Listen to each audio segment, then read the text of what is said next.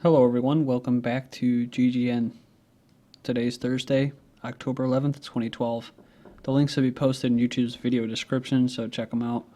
Alright, we're going to continue with Jordan. That's the biggest news besides the skyjacking of the Syrian plane by Turkey, is the U.S. is deploying troops, or has deployed troops to Jordan. Now they're saying what? According to Leon Panetta, that this is for chemical weapons. Chemical weapons inside Syria. And this is what I've been talking about over the past couple months.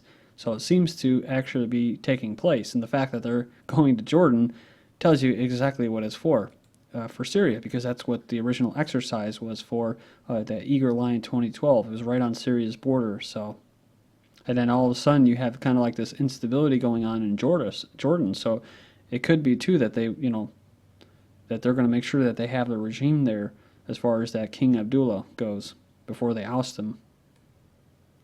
But yeah, Syria in the firing line is U.S. deploys covert mission to Jordan. So a covert task force was sent to Jordan and Syria, in the case Syria loses control of its chemical weapons, the U.S. officials said.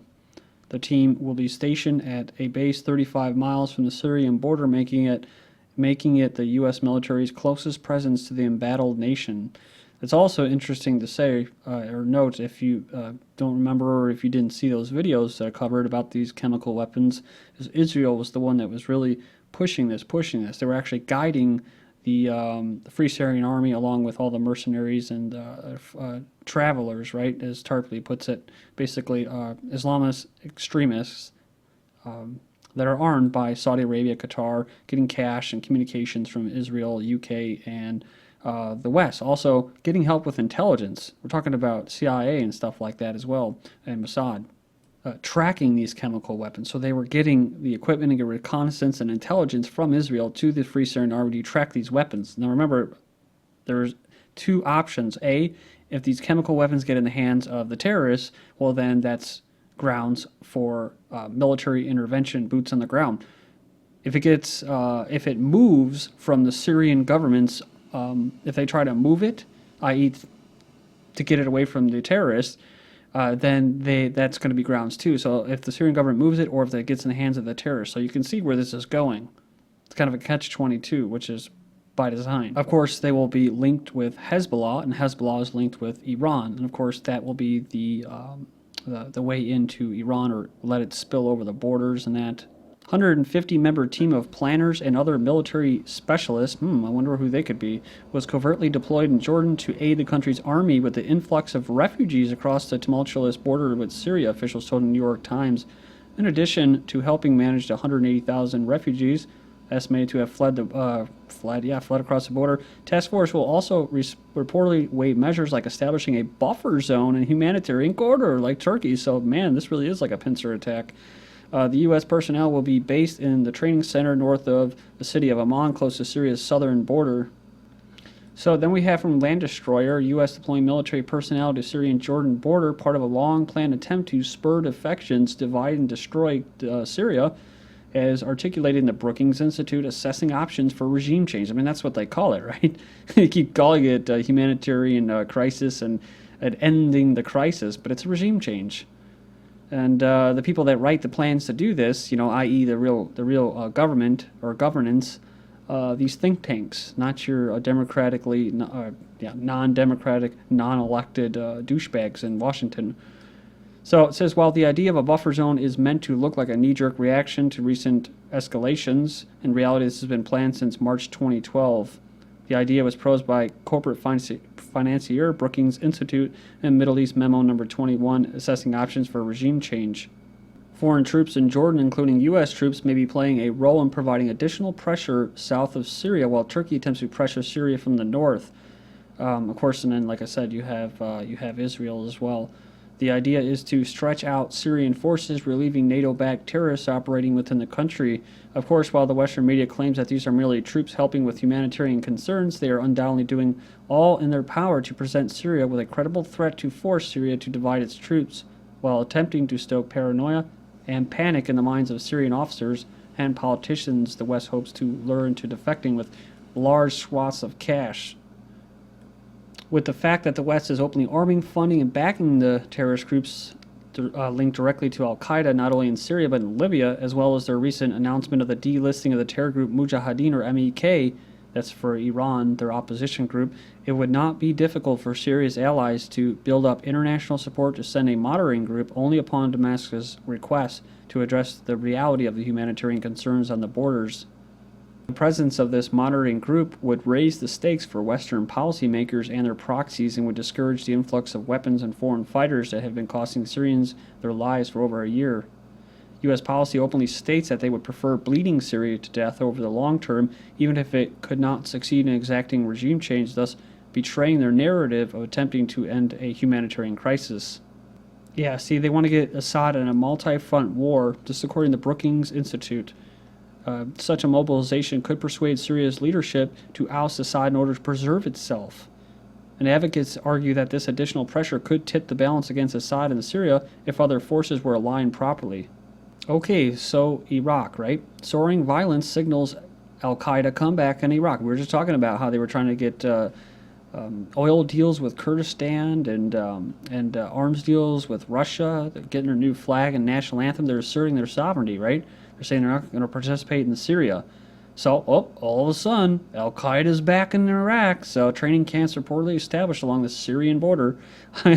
So, violence has been decisively on the rise over the past few months in Iraq, with death tolls that are at multi-year highs. Much of the violence has come from the Sunni west of Iraq, with Al-Qaeda in Iraq showing surprising staying power. The latest growth of Al-Qaeda in Iraq seems to be bolstered by the Western-backed civil war in Syria, with the group setting up training camps along the Syrian border and Al-Qaeda having sending fighters into Syria and taking advantage of a new influx of jihadists into the region of massive amounts of weapons and cash flowing in from around the world, kind of like what they did to Somalia.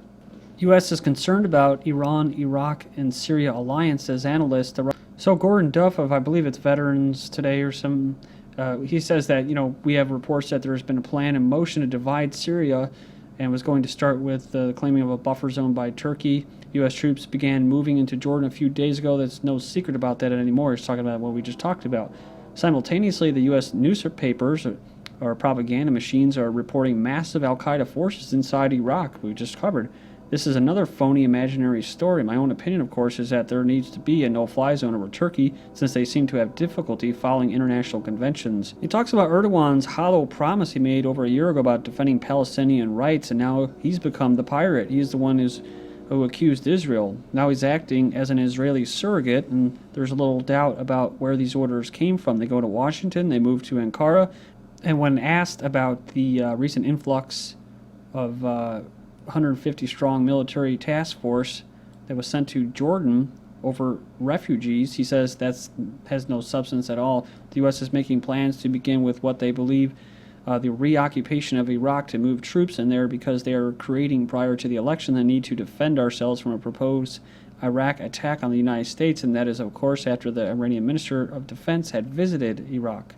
So in conclusion, there are deep concerns with the U.S. that a coalition between Iran, Iraq, and Syria will stand against Israel and Turkey, which frankly is their long-serving surrogate since the Ottoman time. Then we have Iraq helps keep Syria fueled from October 8th. Iraq is providing the embattled Syrian government with fuel oil needed for power generation, the Financial Times reported on Monday. It says the Maliki government, propped up by the United States, this is UPI, is under a one-year contract to provide Damascus government of Assad, which Washington wants dismantled, with 700, almost a million tons of fuel oil. Iraq oil output will nearly triple by 2035, says a landmark study. We kind of covered this recently. Iraq could overtake Russia as the world's second largest oil supplier, behind Saudi Arabia by the 2030s, nearly tripling its current output, according to a report from the International Energy Agency. Then we have this article from yesterday, October 10th. Iraq officially retreats from ambitious oil plans. So just like the Shell deal with Kurdistan and all that, they just have to retreat on everything, right? That's because they're backed. They're propped up by the West, so they can only do so much as far as their autonomy goes. It goes on, and it says that it recently nudged out Iran as OPEC's second largest producer, and further production gains would solidify its place behind Saudi Arabia. Then next up we have U.S. accuses Hezbollah of aiding Syria's crackdown. So now, here we go. Remember Lebanon with the drone going over there? Basically, Lebanon, they're saying that it came from Lebanon, a drone over Israeli airspace. U.S. accuses Hezbollah of aiding Syria's crackdown. This is actually from August 10th, 2012, but only a few months ago. Just ties it in with this article, which is just 2 days ago, October 9th. And it's titled, Syrian Rebels Warned to Take Battle to Hezbollah Stronghold. So again, this is kind of a big deal. The Western-backed terrorists are going to take the battle to Lebanon now. Syrian rebels warned Lebanon's Shiite Hezbollah that they would move the ongoing battle in Syria to the heart of Beirut's southern suburb, a Hezbollah stronghold that the Shiite group failed to halt its support for the Syrian government. Interesting little quote here from the Free Syrian Army Joint Command leader. He goes on, he was talking about how the rebels were holding 13 Hezbollah hostages. He also talked about how they acknowledged that they committed a grave mistake by believing that they were fulfilling a jihadist duty against an international conspiracy aimed at strife-stricken Syria. So apparently Hezbollah is confirming sending that drone into Israeli airspace. It was very close to Israel's nuclear plant without being detected by advanced Israeli and U.S. radars. He says this is only part of our capabilities, adding that Israelis have admitted to their security failure despite being provided with the latest technologies by Western powers.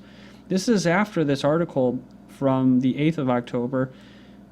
No drone detected crossing from Lebanon into Israel. UN force says it hasn't spotted any breach of Israeli airspace from Lebanon. Responsibility for the UAV mission has yet to be claimed. So I don't know if he's just blowing smoke or what. But he goes on, he says that they're going to send more drones over Israel. But this comes to mind, right? Remember that drone that was basically landed? It was a U.S. drone, supposedly high-tech, and brought down by the Iranians. And there's a lot of people that think that they was just handed to them by the West so that they can go ahead and reverse engineer it, put it in the hands of Hezbollah, have him blow the smoke and say, oh, yeah, that was us. And then they can link the drone to Iran. So, Patriot missile battery has been deployed in Carmel region. Defense forces in Israel deployed the Patriot anti-missile battery just 2 days after the drone penetrated Israel's airspace. The IDF did not confirm two incidences are connected. Obama announces yet more Iran sanctions. So more sanctions on Iran. Sanctions focus on natural gas technology companies. With their oil industry now under a virtual state of embargo, he is now moving against Iran's natural gas exports, not a huge portion of their economy by any means. And so the Obama regime basically is proud of what it's doing to the Iran's economy, even though they're surviving. They have mostly harmed the civilian economy, while the regime-run businesses are able to find ways to circumvent the bans. Also, recently you have top shipping line Maersk says halts Iran service.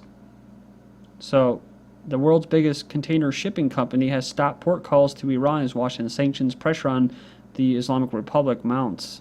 So they're stopped their shipping. Then NYPD is concerned about an Iran terror and should put U.S. security on alert. So first they cite the Israeli lobbyists who suggested a Pearl Harbor type false flag attack may be necessary to get the Obama regime to go to war with Iran, saying that it would be best if somebody else started the war. So in light of that call for a false flag attack, NYPD on alert for Iran terror should be a major concern to those charged with protecting U.S. national security. They said that a possible conflict between Iran and Israel is a particular area of concern given New York City's large Jewish population. One issue is a potential for retaliation attack on New York City by Iran and Hezbollah, said NYPD. Interesting. It says considering the intimate ties between the rogue NYPD counterterrorism state and the criminal state of Israel, it's pretty possible for a false flag attack. Remember, New York, actually, NYPD has a office and a police station department in Israel. Remember that? The true reason U.S. fears Iranian nukes is they can deter U.S. attacks. So neocons say Iran must not be allowed to deter U.S. aggression or assert their sovereignty, right? Then from the Council on Foreign Relations, can Romney put foreign policy in play? When he expanded on his vision of an American century. We're, of course, talking about the project for the new American century, which brought us the wars in the Middle East. Iranian researcher creates a 24-karat gold in lab. Sounds like the Twilight Zone episode, where a guy hid out in a cave for a long time, and then when he came out, he tried paying in gold, but it had no worth because they can manufacture it. And U.S. Embassy security chief was slain in Yemen.